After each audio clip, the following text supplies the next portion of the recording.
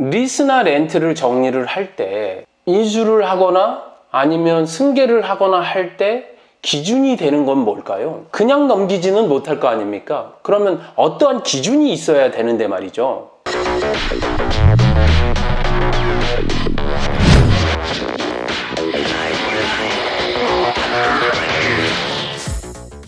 안녕하십니까? 슬기로운 리스 생활 시유카TV의 정준환입니다.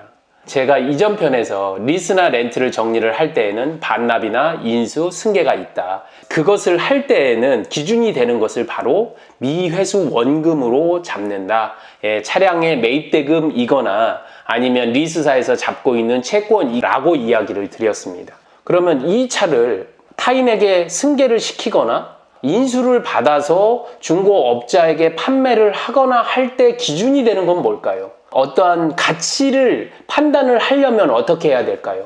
그냥 넘길 수 없는 것 아니겠습니까? 중고업자한테 넘길 때도 아니면 제3자에게 승계를 할 때에도 어떠한 기준으로 비교를 해서 얘가 더 비싼지 아니면 싼지 어떠한 기준이 있어야 될 것 아니겠습니까? 어떤 게 필요할까요? 제 동영상을 봐오신 분이라면 어렵지 않게 유추를 할 텐데요. 바로 중고차 시세. 내가 정리를 하고자 하는 차량과 동일한 조건, 주행거리, 색상, 등급, 옵션, 사고 유무 이런 것들을 비교를 했었을 때 이 차량이 일반적으로 중고차로 팔리는 금액이 얼마인가? 시장에서의 가치 평가는 얼마인가? 집을 매매할 때도 집을 대출을 할 때에도 KB 집 시세처럼 그 집을 대출을 해주기 위해서 이 집이 팔렸던 내역을 기준으로 삼습니다. 중고차도 역시 동일하다는 이야기입니다. 그러면 이 기준 시세, 중고차 시세를 구하는 방법은 어떻게 될까요? 그리고 어떻게 사용을 할까요? 중고차 시세는 역시 중고차를 많이 매매를 하는 오픈마켓, 엔카나 아니면 보배드림이나 케이카나 이런 곳에서 내 차와 동일한 차량에 조건을 넣고 대체적으로 몇 대나 있고 얼마나 인기가 있으며 대략 어느 정도의 팔리나를 볼 수 있습니다.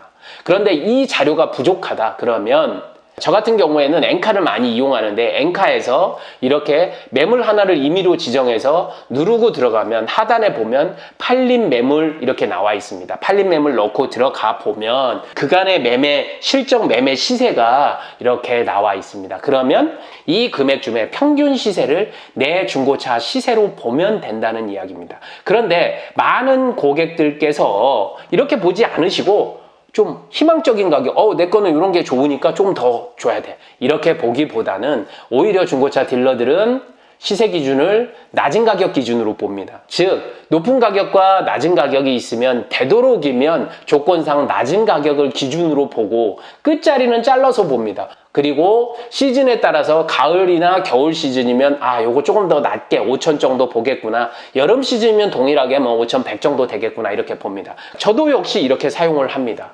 그리고 이 중고차 시세를 어떻게 활용을 하느냐, 인수할 때는 중고차 시세에서 인수 정산금을 빼주는 정도로 대략적으로 아실 수 있습니다. 인수 정산금은 어디서 나온다고 했습니까? 리스사로부터 렌트카사로부터 받는 해지 정산서 양도 조건이나 인수 조건에 모든 것을 다 정산하고 남은 내가 차를 인수를 할 때 여기 얼마 내세요 하고 나오는 금액이 있습니다.